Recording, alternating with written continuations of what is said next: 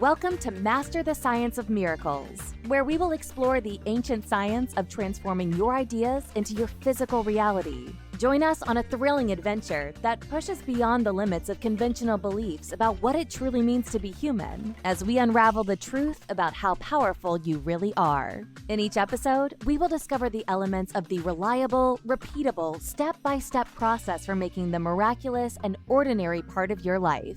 This is your portal to the extraordinary. So let the adventure begin.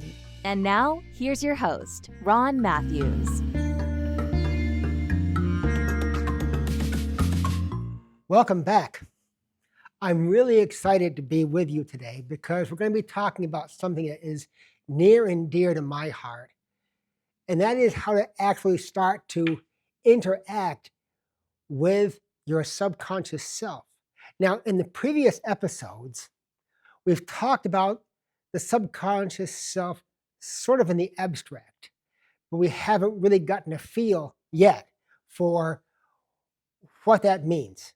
And I say that the subconscious self does not communicate using your first language. It doesn't communicate in English or Spanish or Portuguese. It communicates using feelings, memories. Intuition is the purview of the subconscious. And so in most cases, when our subconscious is trying to communicate with us, we ignore it. We pass it off as being inconsequential, unimportant. I want to change that because your subconscious self is such an important component of your life, and especially a component in the context of Master the Science of Miracles. Also, in a previous episode, I think, I talked about the various brainwave states and how we transition through them from birth until adulthood. So from the age of birth to 4 years, a child is principally in the delta brainwave state, which is the state we go into at night. We go into a deep, dreamless sleep. So from 0 to 4 years, whenever the child closes its eyes, it's in delta immediately. From 4 years to 8 years, it's in theta. The child is in theta. You were, I was, everyone. When the child closes his eyes, it's in theta. And from the age of 8 until 14 or 15, the child's in alpha a good part of the time. Now, why this is important is because those brainwave states are actually what we call hypnogogic states. There are states that you would go into if you were being treated by a hypnotherapist. And in those states, the way that they are presented in hypnotherapy, you go from beta, the outer brainwave state, conscious brainwave state, to alpha and maybe to theta. And in that process, the outer conscious level is somewhat suppressed, and the subconscious is spoken to or dealt with. The way I did it in the previous episode, when we did that guided meditation, that centering exercise, that process, the way I presented it, is a way for you to learn how to not go from beta to alpha, but to expand your conscious awareness so it encompasses both beta and alpha. This is important because during childhood, or any time you're in a hypnagogic state, then anything you are presented with goes into your psyche very, very deeply, which is why childhood trauma is such a difficult thing to effectively deal with. That being the case, there will be times in the process of Master the Science of Miracles when you have created your multisensory thought form. If you recall from a previous episode, we talked about that. I had you go through the process of recalling a pleasant memory where you were happy. You may have been with people that you loved and that loved you. It was a memory that was very pleasant.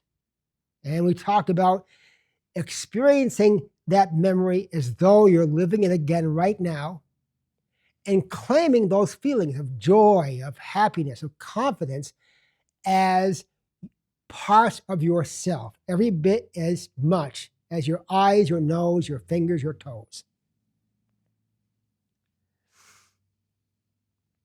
When you resolve that you are going to use the processes I'm teaching you to transform or transmute that multisensory thought form into your actual physical reality, you may find you begin to feel as though you have anxiety or stress or uncertainty.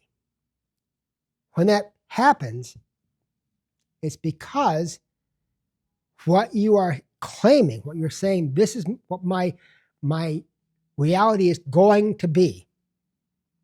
You may trigger some subconscious beliefs and values that you don't even know you have. And so when you try to send your thought form to your high self in the process I will teach you, it seems as though it's impossible. You can't get the energy to flow no matter what happens. This happened to me back in the early days when I was first developing what is now Master the Science of Miracles. I had gone through the process I taught you, created my multisensory thought form. I was all jazzed and all happy about it. I went into a meditative state and began sending energy to that thought form, and the door slammed shut. I could not send energy for love nor money. And so I thought something's going on here. So I used a technique I'm going to show you today to interrogate my subconscious to find out why. What is stopping me from completing this process? So we're going to talk about a couple of different methods. One I'm going to show you in a moment later on is using a pendulum. Now I got this fancy schmancy pendulum here. It's a black crystal of some kind. You don't need to have anything fancy. In fact, you can just use a nut you get from a hardware store at the end of a piece of string. Because what is important is not the material, it's the way you are going to use it to get to your subconscious to talk to you. So what does that mean? Well, let's start with something a little bit more simple. And that is a simple process called muscle testing. There are some chiropractors, some healthcare practitioners that use muscle testing. It's called kinesiology. What it relies on is the fact that your energy system, which is the purview of your subconscious, will react differently to something that is beneficial and something that is harmful or not beneficial. In the same way, it will react to something that your subconscious knows to be true and your subconscious knows to be false or untrue. So perhaps the most simple way of using energy testing, the muscle testing, is to take your fingers. I'm making two okay signs like this. I'm going to go like this. Okay, I'm going to link my fingers together like this. I'm going to say, my name is Ron. I'm going to pull, and my grip is really strong because my subconscious knows that, yes, indeed, my name is Ron. Now, if I say, my name is Nancy, and I pull, I'm not as strong. My name is Fred. I'm not as strong. You try it yourself. Test it on this thing. Now, the way you can use this in the context of what we're talking about is if you are using the process, the Master the Science of Miracles process, you've gotten to the part where you have this really wonderful multi-sensory thought form of your memory from the future.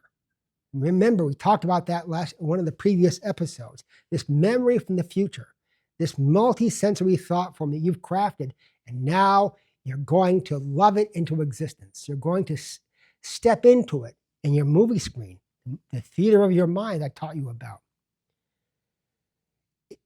If you do that, and you begin to feel as though this isn't right, or you feel cognitive dissonance, anxiety, stress, tension of any kind, that's a sure giveaway that something in your subconscious has been triggered. Some subconscious value, belief, or what Caroline Mace calls a contract you did not even know you entered into, probably as a child. So what you can do is you can begin playing 20 questions. First of all, you can say, I am not able to send energy to my thought form. And if you get a strong test on that, the next thing is you can say, this process is being stopped because of fear of some kind, or unworthiness, or jealousy, or whatever non-beneficial emotion you suspect might be at play. And when you get one that is strong, this process of sending energy to my high self is stopped because of fear. And if I test that and it's strong, I know it's fear. If I say this process has been stopped because of jealousy, and I get a weak test, I know that's not it. So that's one way that you can identify what's stopping the process from being completed. The other way is something I borrowed from the science of dowsing. Now, dowsing is when your subconscious is employed to gather information about something that is outside of you. The most commonly known use of dowsing is using a water witch, that forked stick, where people will find where there's a well or where there's water. It's also used to find lost objects. And this capacity is possible because, as I pointed out in one of the early episodes, the relationship between your subconscious self and your physical body is analogous to the relationship between a pencil and a pencil box. In the old days, when I went to school, we had a pencil box. We kept our pencils, our erasers, our pens in the box. When we needed them, we took them out. We wrote in cursive, by the way, thank you very much. And when we're done, we put them back. Your subconscious is similar to that.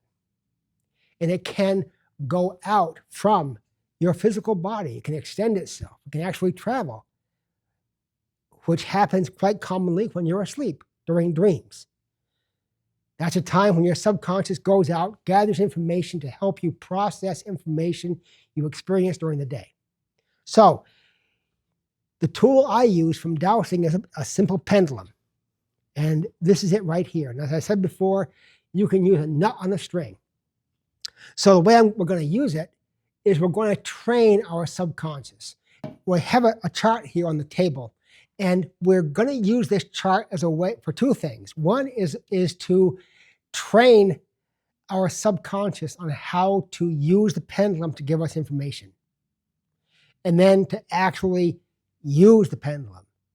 First train it, then use it. So what I'm going to do is I'm going to hold my hand like this.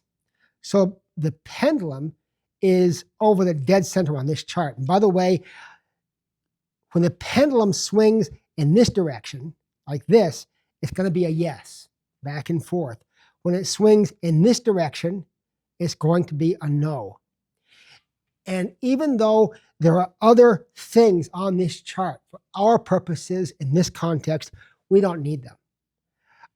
We're just going to, for now, we're going to use just yes and no. Now, recall that I said in the previous episode that you can talk to your subconscious as though it's a sentient being, because from the perspective of the ancient tribal shamanic cultures, it is a separate being, which is part of you. So I'm going to say to my subconscious, to myself, when I use my voluntary muscles, to swing the pendulum this way, that means yes. And you may repeat that 2 or 3 times. When the pendulum swings this way, using my voluntary muscles, that means yes. Do that 3 or 4 times. And then, similarly, you go like this, you cause the pendulum to swing side to side, and you say, when I use my voluntary muscles to swing the pendulum this way, that means no. And do that three or four times, 5 times, just to teach your subconscious. Once you have done that, and it may take 2 or 3 sessions, please be patient with yourself because it happens at different times for different people. Some people have a very good aptitude for this kind of thing, and for others, it may take a little bit longer. Please be patient. Everyone can do this. This is a capacity we were born with. Now comes the fun part. I'm going to say to my subconscious, use my involuntary muscles and show me a yes. And it will feel as though the pendulum is swinging all by itself, which is cool, but it's not. What's happening is your subconscious is using your involuntary muscles to answer your question. So I can say, my name is Ron, and the pendulum begins to swing in a yes back and off this way. When that happens, when you get a correct answer, I want you to pat yourself on the back, pump your fist in the air, tell yourself, oh my gosh, you are so good at this. You did a fantastic job, because your subconscious has the mental capacity of a younger sibling, 9, 10, 11 years old. It loves to be praised. And then the same way, I'm going to say, my name is Herman. And since my subconscious knows my name is not Herman, it gives me a no swing. And again, it's going to feel to you as though the pendulum is swinging all by itself. It seems very cool. And you'd like to say, wow, look at this. My psychic senses made the pendulum swing. That isn't the case. It's your subconscious using your involuntary muscles. And again, when you are successful, then praise yourself. And now you can begin asking questions, other questions that you know the answer to see what your subconscious will give you. So I'm going to say, the sun rises in the east every morning, and right away, I'm getting a yes swing. So I say, oh, fantastic. You did such a good job. Really good job. Good for you. And then I may say, the moon rises in the west. And when the pendulum swings with a no, that's the correct answer. And again, praise yourself. And after you've done a session, here's a little hint.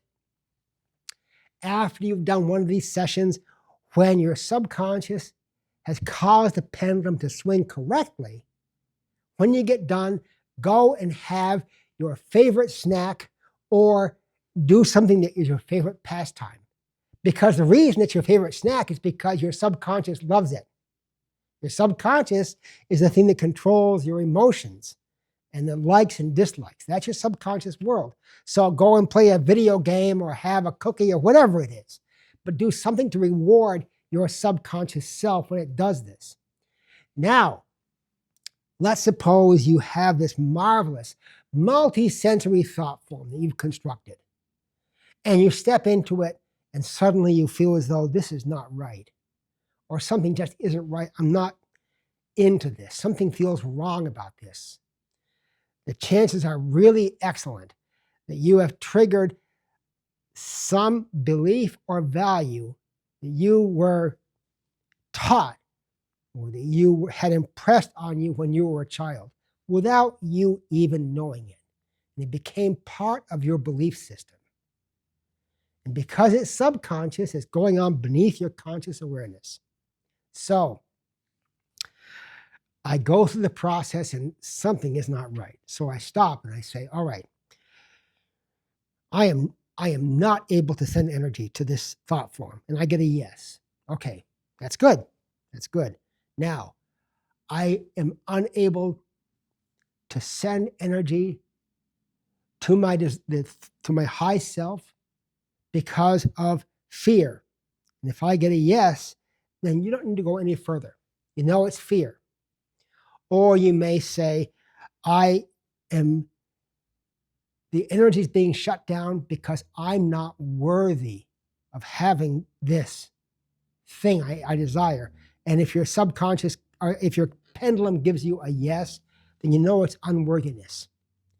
So now you have identified what is preventing you from sending the multisensory thought form of your desired outcome to your transcendent self on the stream of this energy, which I know you're developing because I taught you that in episode 2. And I'm sure you're doing your breathing exercise and focusing on that point below your navel every day, aren't you? Go like this with your head. Yes, you are. Because this is how the process is carried out. So you might be saying, hey, Ron, that's great. Now what? Well, I'm glad you asked that question, because I'm going to show you how to clear that subconscious block, that emotional block, in the next episode when I teach you the personal Demon Demolisher. I hope you had as much fun watching this little demonstration as I had giving it to you. And I will see you in the next episode. Until that time, make miracles an ordinary part of your life. Bye for now.